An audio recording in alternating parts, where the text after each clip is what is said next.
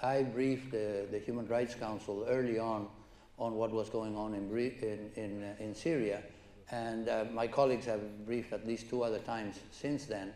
And in both cases, we urged the Human Rights Council and through it, the Security Council, to take urgent action because the situation on the ground amounted, in our view, to crimes against humanity or war crimes. You know, I felt very strongly, and my colleagues also, that this was a case for the Security Council to live up to its responsibilities and apply the doctrine of responsibility to protect or its own, precedents on internal disturbances can be such a great source of serious violations that can amount to a challenge to peace and security of nations, which is the brief of the Security Council under the Charter.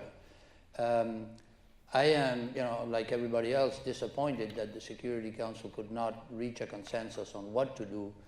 about Syria, and as a result, the carnage has gone on and perhaps even gotten worse. And now we have violations from both sides. Quite frankly,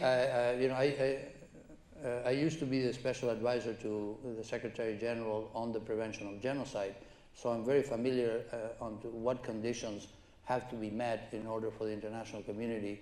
to pierce through the notion of sovereignty and non-interference in the affairs of state on humanitarian grounds. And I don't believe in humanitarian intervention, but I do strongly believe in the responsibility to protect, a doctrine that calls on the international community to act where the states, the territorial state, is unwilling or unable to protect its citizens, but to do so within the channels and authorities already granted by the Charter of the United Nations. So